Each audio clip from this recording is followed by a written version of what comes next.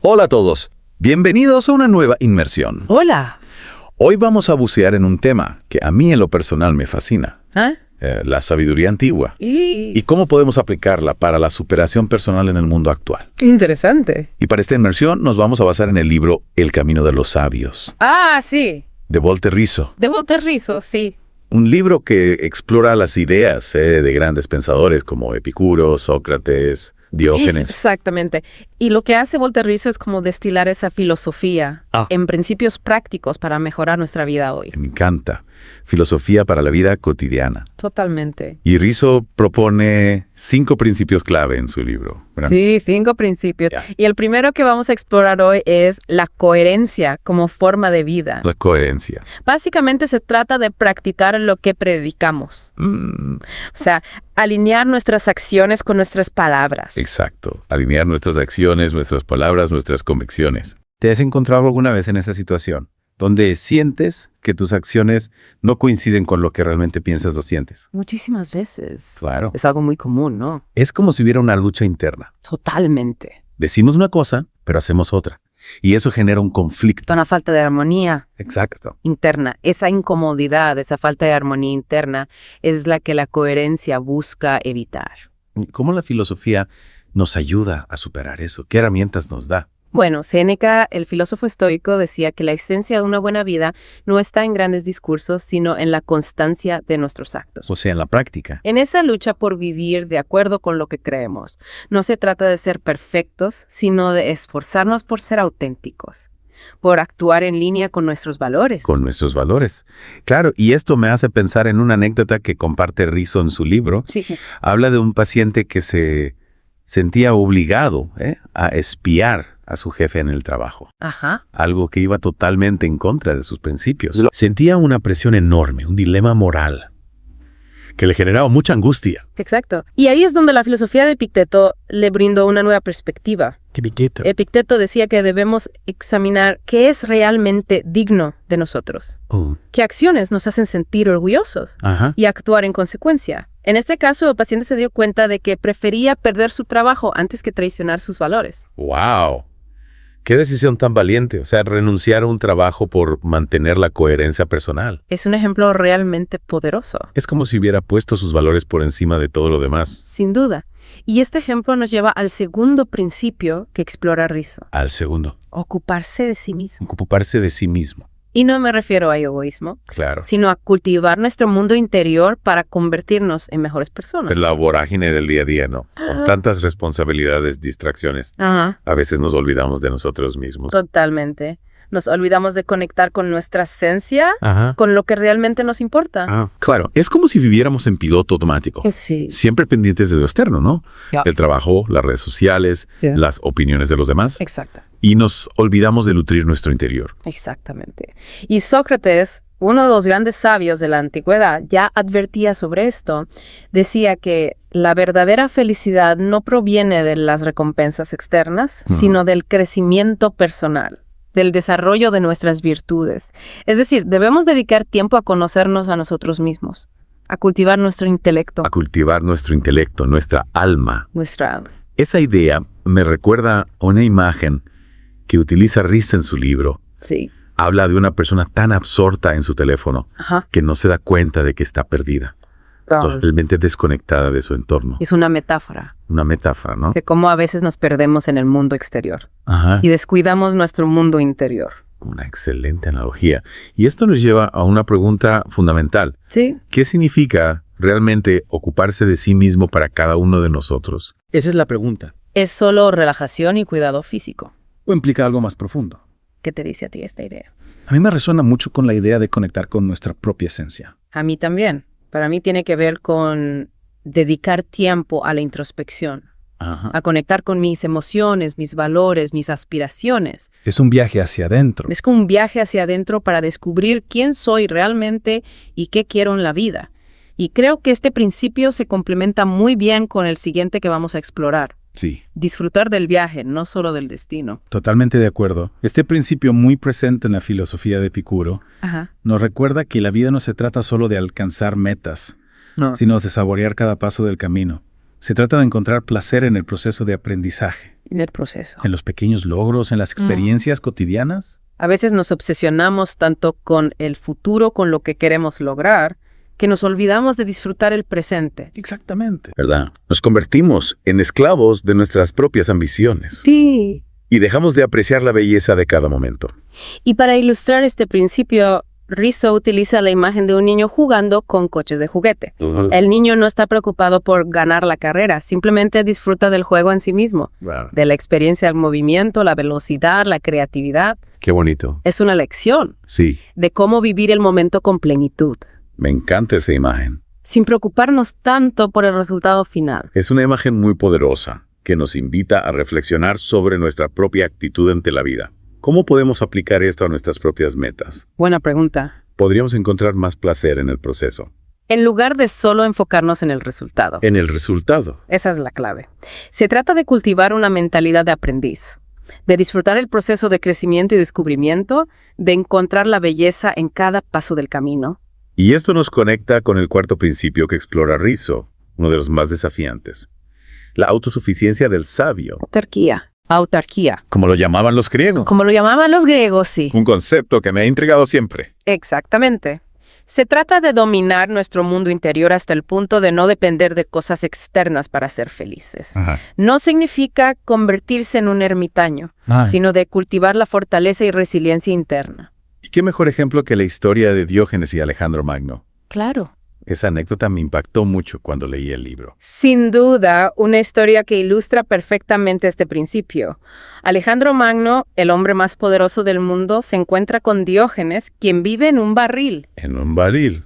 Alejandro le ofrece cualquier cosa que desee, ¡Wow!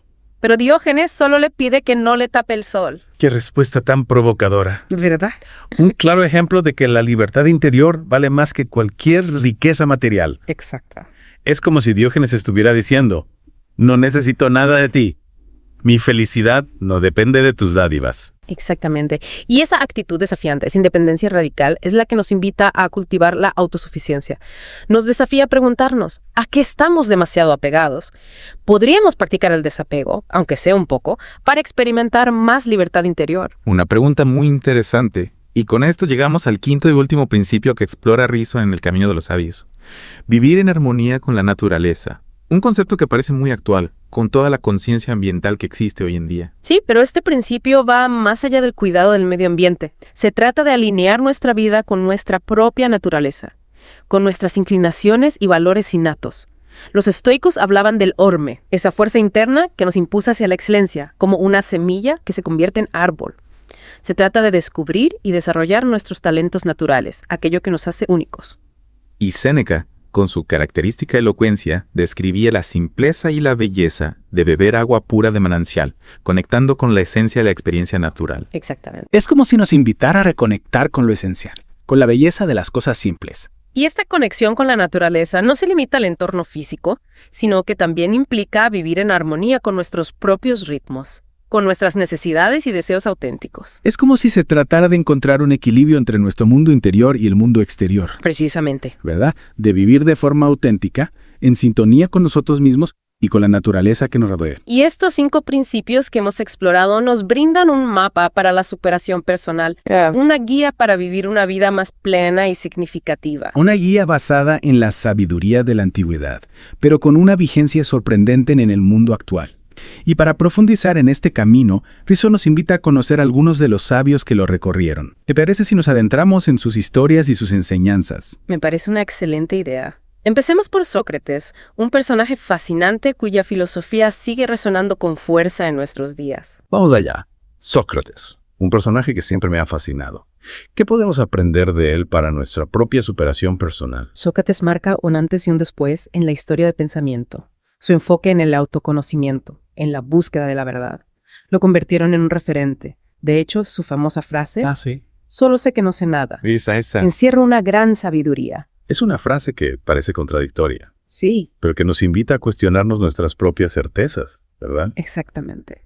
Sócrates nos enseña que el primer paso hacia la sabiduría es reconocer nuestra propia ignorancia.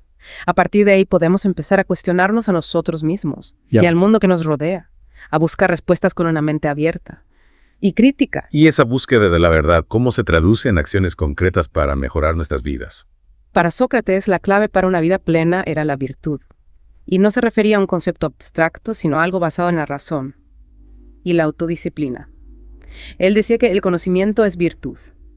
Es decir, si realmente conocemos el bien, actuaremos en consecuencia. Suena lógico, pero ¿cómo podemos acceder a ese conocimiento del bien? ¿Cómo podemos saber qué es lo correcto? Para Sócrates, el camino era el diálogo, Ah, la conversación, el intercambio de ideas. A través de preguntas y respuestas, podemos ir desmontando nuestras creencias erróneas y acercándonos a la verdad. Es lo que se conoce como la mayótica socrática, el arte de dar a luz a la verdad que ya está dentro de nosotros. qué interesante. Es como si Sócrates fuera una especie de partera del conocimiento, ayudándonos a alumbrar nuestras propias ideas. Es una buena analogía. Y Rizzo nos recuerda que este método socrático no se limita a conversaciones con otras personas, sino que también podemos aplicarlo a nosotros mismos, a través del diálogo interno. Claro, es como si tuviéramos una conversación con nuestro propio Sócrates interior, Exacto.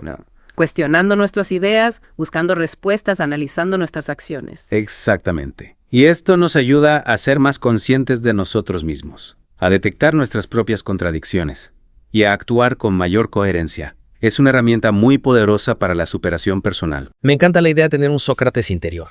Y hablando de personajes fascinantes, ¿qué nos puedes contar sobre Diógenes? Un personaje que, por lo que he leído, era bastante peculiar. Diógenes, el cínico, era un personaje radical, provocador, que desafiaba las convenciones sociales y los valores establecidos. Vivía de forma austera, en un barril, rechazando cualquier tipo de lujo o comodidad. Vivir en un barril.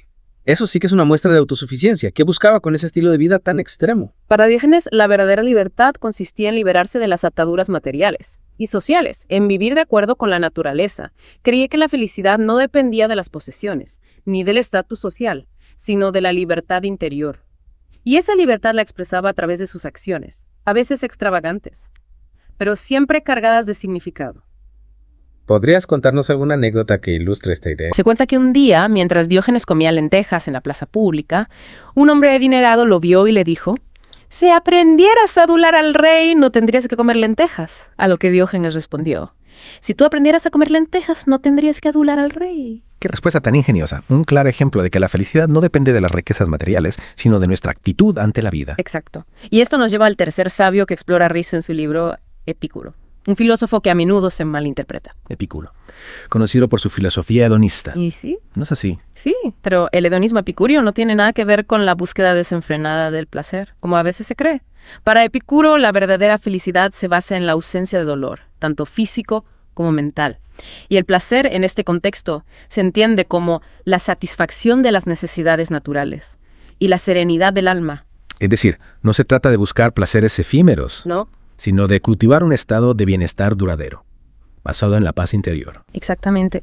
Y para alcanzar ese estado de bienestar, Epicuro propone una serie de principios, como la moderación, la amistad, la vida retirada del ajetreo mundano. Es una filosofía que en muchos aspectos se asemeja al estoicismo, Sí, ¿verdad? Hay puntos en común entre ambas escuelas. Tanto los estoicos como los epicúreos buscaban la paz interior, la autosuficiencia, la vida virtuosa. La diferencia principal radica en cómo cada escuela concebía el placer y el dolor. y para terminar esta fascinante inmersión en la filosofía antigua, ¿qué nos puedes contar sobre Epicteto? He oído hablar de él, pero no conozco mucho sobre su vida y su filosofía. Epicteto fue un filósofo estoico que vivió en el siglo Oigrecerici. A diferencia de los otros sabios que hemos mencionado, Epicteto vivió gran parte de su vida como esclavo. Un filósofo esclavo, qué paradójico. ¿Cómo pudo desarrollar una filosofía de libertad en esas circunstancias? Precisamente, esa experiencia vital marcó profundamente su filosofía.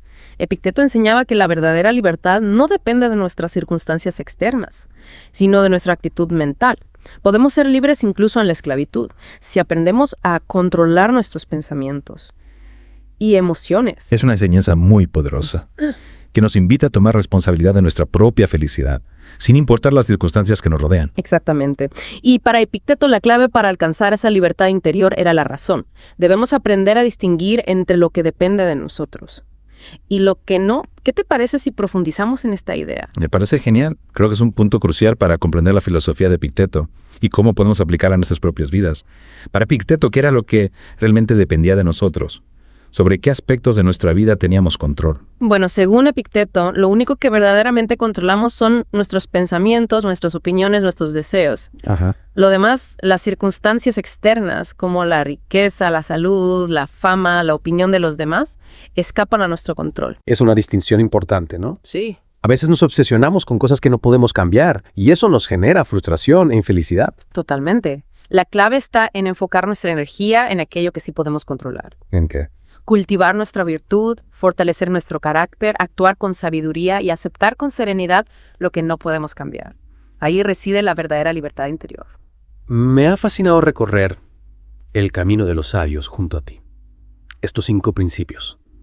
La coherencia, el cuidado de uno mismo, el disfrute del proceso, la autosuficiencia y la armonía con la naturaleza nos ofrecen una guía valiosa para la superación personal. Sin duda. Y lo más importante es que, aunque estas enseñanzas provienen de la antigüedad, siguen siendo relevantes en la actualidad. Nos invitan a vivir con propósito, a cultivar nuestra sabiduría interior y a construir una vida más plena y significativa. Me gustaría destacar algo que ha resonado conmigo durante toda nuestra conversación. La importancia de la autoobservación y del diálogo interno. Sócrates, Epicteto, todos estos sabios nos invitan a mirar hacia adentro, a conocernos a nosotros mismos. Es fundamental. De hecho, muchos de los ejercicios propuestos por los estoicos, los epicúreos, se basan en esa capacidad de mirarnos a nosotros mismos con honestidad, sin juicios, para identificar patrones de pensamiento, emociones que nos limitan. Claro. Y a partir de esa autoobservación, podemos empezar a trabajar en nosotros mismos, a cambiar hábitos, a cultivar virtudes. Es como si tuviéramos un taller interior donde podemos pulir nuestra alma. Exactamente. Es un proceso continuo, un camino que se recorre paso a paso. No se trata de alcanzar la perfección de la noche a la mañana, sino de esforzarnos por ser cada día un poco mejores. Y en ese camino, la filosofía antigua nos ofrece una guía invariable, una brújula para navegar por los desafíos de la vida. Sin duda. Y lo maravilloso es que, aunque estas enseñanzas tienen miles de años, siguen siendo relevantes en la actualidad. Nos hablan de la importancia de vivir con coherencia, de cultivar la autosuficiencia, de disfrutar del presente, de buscar la sabiduría y de actuar con virtud. Valores que, sin duda, pueden ayudarnos a construir una vida más plena y significativa. Totalmente de acuerdo. Ha sido un placer sumergirnos en el camino de los sabios junto a ti. A todos nuestros oyentes les recomendamos encarecidamente leer este libro de Walter Rizzo, que nos ofrece una perspectiva fresca y accesible a la filosofía antigua. Y como reflexión final, me gustaría recordarles que la sabiduría no es algo que se adquiere de forma pasiva, sino que requiere esfuerzo, compromiso y práctica constante. Los sabios de la antigüedad nos invitan a convertir la filosofía en un estilo de vida, a poner en práctica sus enseñanzas en nuestro día a día. Muchas gracias por compartir tu sabiduría con nosotros. Gracias a ti por la invitación. Y por supuesto, un agradecimiento especial al canal Emprender con Tecnologías y a su creador, Skyward Blue, por hacer posible este espacio de aprendizaje. Hasta la próxima. Hasta pronto.